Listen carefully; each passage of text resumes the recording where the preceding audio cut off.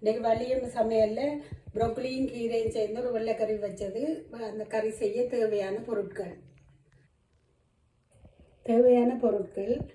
500 gram broccoli, 500 gram கீரை, உப்பு தேவையான அளவு, கடுகு ஒரு கரண்டி, தேசிக்காய், தேவையான எண்ணெய், தேங்காய் பாதி,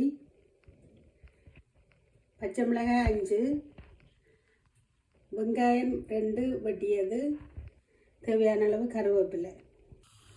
இப்போ பாருங்க, ஒரு பாத்திரம் வச்சு அடுப்பை பற்ற வச்சிருக்கு. அதில் ஒரு 2 தேக்கரண்டி எண்ணெய் விடுறேன். ஆக நிறைய எண்ணெய் தேவையில்லை.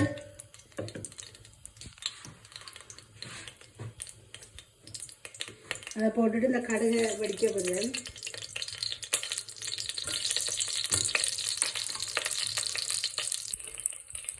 கடுகு வெடித்தோடனே வெட்டி வச்ச வெங்காயம், பச்சை மிளகாய், கருவேப்பிலை அவ்வளோத்தையும் ஒன்றா போடுறேன்.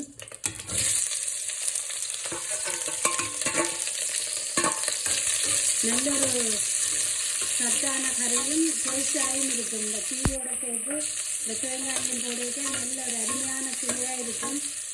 செய்து பாருங்க எல்லாரும். இதை வேறு மாதிரி செய்கிறத விட இப்படி செய்கிறது நல்லா இருந்தது. நாங்கள் செய்து சாப்பிட்டதால இதை போடுறேன். எல்லோரும் போடையில் கேட்டதால இந்த கறியண்டையை போடுறேன். இதை நல்லா வதங்கட்டும். பாருங்க, வெங்காயம் ஓரளவு வதங்கிருக்கு. ஆக வதங்கணும் இல்லை. இப்போ இந்த ப்ரோக்கலியை போடுறேன்.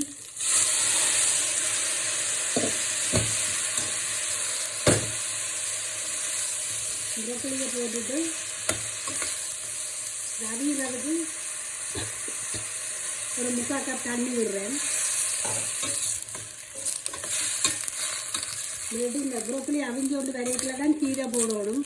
எல்லாம் சேர்த்து போட்டால் ஒன்றும் அவியாது. அதனால் இந்த ப்ரோக்கலியை அவிய இதை மூடி விடுறேன். ஒரு அரைவாசி அவிஞ்சோண்டு வர கீரை போடணும். அதை இது அவியட்டும். இப்போ பாருங்க, இது ஒரு 3 நிமிஷம் அவிஞ்செடுத்து ஓரளவு ஆக அவியலை. இன்னும் கீரையும் போட சரியாக அவியும். இப்போ ஒரு 3 நிமிஷத்துக்கு பிறகு இப்போ இந்த வெட்டி வச்சு க்ளீன் பண்ண கீரை அவ்வளோத்தையும் போடுறேன்.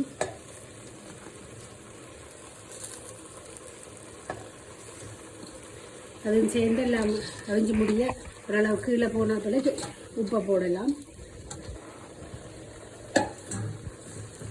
இப்போ வேறு இதுவும் சேர்ந்து எல்லாம் நல்லா அவியட்டும். அவிஞ்சு கொஞ்சமாக இதை மூடி விடுறேன். இப்போ பாருங்க, அடுத்த 3 நிமிஷம் ஆகிடுது. இது ஃபுல்லாக நின்றது. கீழே பாருங்க, கீழே எல்லாம் போயிட்டுது. இப்போ கிண்டி விடுவோம். அப்படி நிறைய நேரம் தேவைப்படாது. ஒரு 7-8 நிமிஷத்துலேயே எல்லாம் அவிஞ்சிடும். பாருங்க எப்படி வந்திருக்குன்னு. நீங்கள் ப்ரோக்கலியை மட்டும் அமர்த்தி பார்த்தா சரி. ப்ரோக்கலி நல்லா அவிஞ்சிடுது. இப்படி தேவையான அளவு உப்பை போடுவோம். இதுக்கு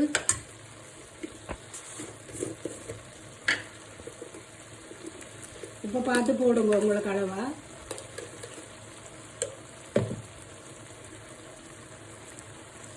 இவ்வளோ உப்பு காணும். கடைசியாக இந்த தேங்காய் பூவை போட்டு செய்ய நல்ல ருசியாக இருக்கும். இந்த தண்ணியும் தேங்காய் பூ உறிஞ்சிடும். நல்ல இறுக்கமான கறியாக நல்லா இருக்கும். சோறோடு சாப்பிட நல்ல டேஸ்ட்டாக இருக்கும். தேங்காய் கொஞ்சம் கூட போடுறேன். போட்டால் டேஸ்ட்டாக இருக்கும். இது பாருங்க, இந்த தேங்காய் இந்த தண்ணியை முறிஞ்சிடும். இப்படி கறி வந்திருக்குன்னு பாருங்க. எல்லாம் முடிய 6 நாப்பில் தேசிக்காய் புளியும் போட்டால் சரி. இது பாருங்க, கறி ரெடி ஆகிடுது.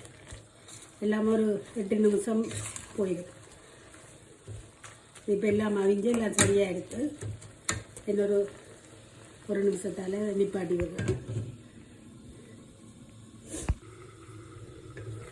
பாருங்க, அடுத்த 1 நிமிஷம் கறி நல்லா வந்துடுது. இப்படி தேசிக்காய் புளி விட்டு பரிமாற இல்லையா, சோறோடு சாப்பிட எல்லாத்தோடும் சாப்பிடலாம். அவ்வளோ டேஸ்ட்டாக இருக்கும் கறி. பாருங்க எப்படி இருக்குன்னு. முடிஞ்சது ஆஃப் பண்ணுறேன்.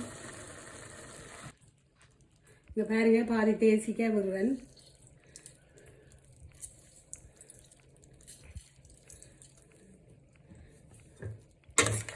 தேசிக்காயும் போட்டு கறி எல்லாம் ஃபுல்லாக ரெடி ஆகிடுது. இனி சாப்பிட வேண்டியது தான். ப்ரோக்கலியும் கீரையும் சேர்த்த வெள்ளைக்கறி ரெடி.